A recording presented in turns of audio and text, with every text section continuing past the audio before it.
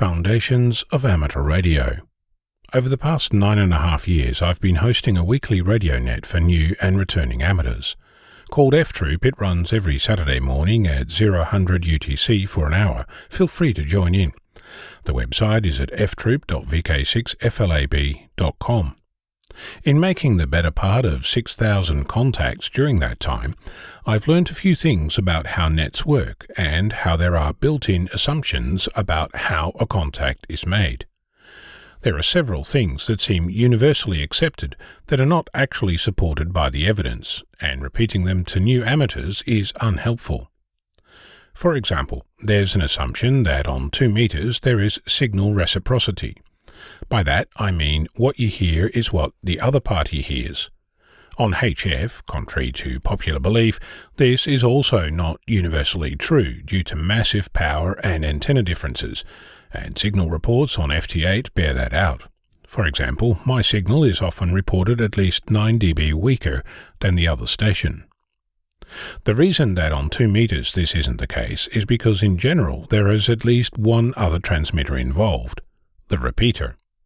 If you're joining in via a remote network, either via RF or via the internet, there are even more times when this isn't true. But let's stay with a simple scenario of a single repeater and 2 stations. If I'm using a base station with a fixed antenna, my connection to the repeater is rock solid. If you are using a handheld and you're on the move, your connection to the repeater is anyone's guess. It could be great, it could be poor, or even non-existent. Not only that, the repeater is often using higher power, sometimes much higher. On average, the repeaters near me are using 30 watts. The highest uses 4 times that. The lowest uses 10 watts. In contrast, a handheld uses at most 5 watts, but more likely than not, half that. Receiving a strong signal on a handheld is simple. Transmitting a weak signal to a repeater is not. The point is, you might be hearing me as if I'm sitting next to you, but I might be hearing you on the other end of a really scratchy and poor intermittent and interrupted link. If you add other repeaters and links with differing volume or gain settings to the mix, you get the idea that a 2-meter conversation may in many ways act like a HF contact. That implies that there are plenty of times when you should use phonetics to spell your call sign and anything else of interest, despite the often repeated assertion that you don't use phonetics on 2 meters. Another assumption is that 2 meters is less formal than HF. The people you talk to on 2 meters are likely to be local, perhaps people you've met at a hamfest, face to face. You recognize their voice, you know their situation, their station, and their habits. On HF, however, you have contact with people across the globe, most of whom you've never met, will never meet, have no idea about, let alone have a relationship with. That's not to say that you cannot have a friend on HF. I have plenty of people whom I speak with on HF, often during a contest, whom I've never met, but whom I speak with regularly on air. I can similarly recognize their voice, their call sign, and know what to expect.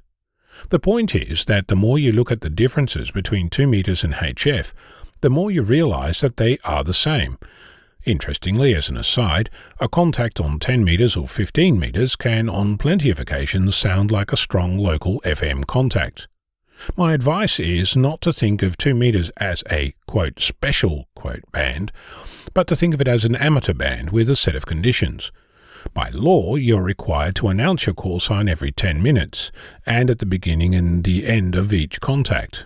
Note that this doesn't mean at the beginning and end of each over. In case that doesn't make sense to you, a contact is the whole conversation from start to end. Each time a station transmits during that contact is an over.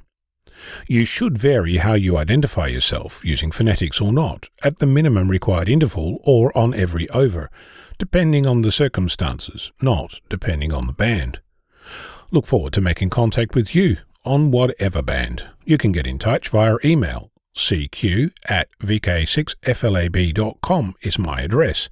And if you're into Morse, this podcast is also available as a Morse code audio file. I'm Ono, Victor Kilo 6, Foxtrot Lima, Alpha Bravo.